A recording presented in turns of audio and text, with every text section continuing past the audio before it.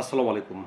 রাজধানীতে মেট্রো রেলের bearing pad পড়ে একজন জলজ্যান্ত মানুষ মারা গেছেন এবং তৎক্ষণাৎ একেবারে স্পট ডেড যাকে বলে, এবং তার ছোট ছোট দুটো বাচ্চা আছে, ৩-৪ বছর বয়স এর মধ্যে, এবং তার স্ত্রী হাসপাতালে আর্তনাদ আহাজারি করছিলেন এবং বলছিলেন যে তার এই ২ সন্তানের এখন কি হবে।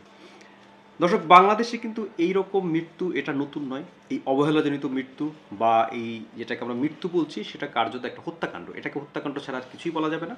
এর আগে একাধিক ঘটনা ঘটেছে যে রাস্তা দিয়ে আপনি হেঁটে যাচ্ছেন, মাথার উপরে ইট পড়ে উপর থেকে মানুষ মারা গেছে। একাধিকবার এই ঘটনা ঘটেছে খোদ এই রাজধানীতে। মানে ভেবে দেখুন কত ধরনের মৃত্যু ফাঁদ পাতা এই শহরে। চট্টগ্রামে ডোবায় পড়ে কলেজ ছাত্রী মারা যাওয়ার ঘটনা ঘটেছে। সেখানেও একাধিক ঘটনা ঘটেছে। আরও মানুষ মারা গেছে সেখানে এই ডোবায় পড়ে, ম্যানহোলের ভিতর পড়ে। মানে সব জায়গায় আপনি মৃত্যু ঝুঁকি নিয়ে আপনি চলছেন, একেবারে আপনি জানতেও পারছেন না যে এখানে আপনার জন্য একটা ফাঁদ পাতা রয়েছে। তো এই ঘটনা যে ঘটছে, এরপর আমরা আশ্চর্যজনকভাবে দেখলাম যে সরকার একটা ক্ষতিপূরণ ঘোষণা করেছে তাৎক্ষণিকভাবে। সেই ক্ষতিপূরণের, এর তো কোনো ক্ষতিপূরণ হয় না, ক্ষতিপূরণ করা সম্ভব নয়। ৫ লাখ টাকা, মাত্র ৫ লাখ টাকা ক্ষতিপূরণ ঘোষণা করা হয়েছে। এবং বলা হয়েছে যে ওই ফ্যামিলির কেউ যদি কর্মক্ষম থাকে তাকে এই মেট্রো রেলে চাকরি দেওয়া হবে, যদি কেউ থাকে কর্মক্ষম।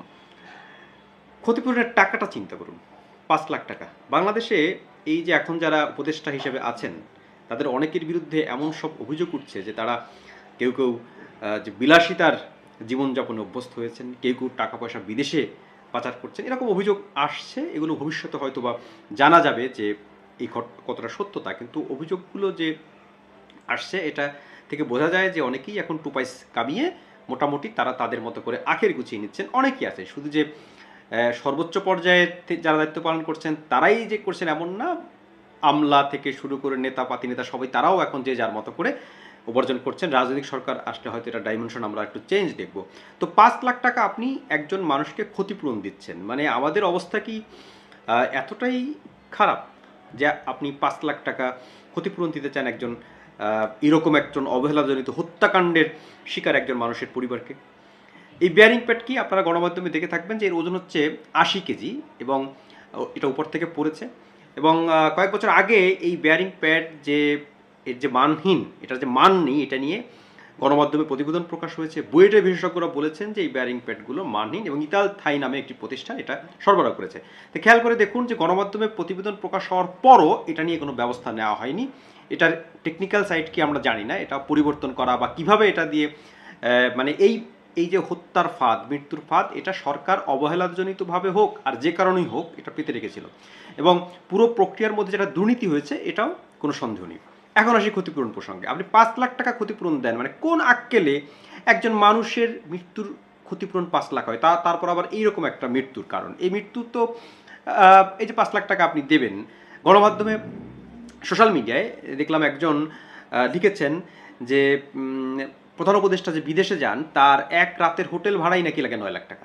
তা ৯ লাখ টাকা আপনি এক রাতে হোটেল ভাড়া দিয়ে খরচ করছেন, আর একজন মানুষের যে মৃত্যু বা হত্যাজনিত যে এই যে জীবন চলে গেল, আপনি তার ক্ষতিপূরণ ঘোষণা করছেন ৫ লাখ টাকা। মানে আপনারা যারা দায়িত্বে আছেন আপনাদের কি লজ্জা শরম বলতে কিছু হবে না?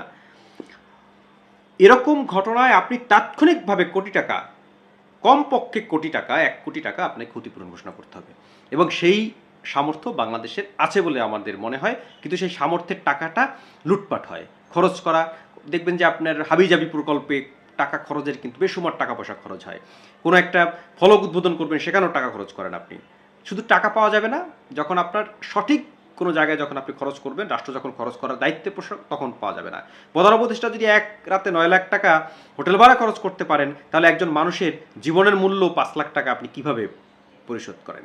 এটা তো, এর তো রাষ্ট্রের তো ক্ষমা চাইতে হবে এই ব্যক্তির পরিবারের কাছে, নাগরিকের কাছে, যে এবং সেই সঙ্গে এই অপরাধের সঙ্গে যারা জড়িত, যারা এই বেয়ারিং প্যাড, যারা পত্রিকায় প্রতিবেদন হওয়ার পরও, বিশেষজ্ঞরা প্রতিবেদন দেওয়ার পরও যারা এটা পরিবর্তন করেননি, যারা এটাকে ঠিক করেননি, তাদেরকে বিচারের মুখোমুখি করতে হবে। এবং এটা নিঃসন্দেহে একটা হত্যাকাণ্ড, এবং এই হত্যাকাণ্ডটা একবার পরিকল্পিতভাবে ঘটানো হয়েছে। একটা মানুষ হেঁটে যাচ্ছেন রাস্তা থেকে, রেল লাইন এই মেট্রো রেলের নিচ থেকে, তার মাথার উপর একটা বেয়ারিং প্যাড পড়ছে ৮০ কেজি ওজনের।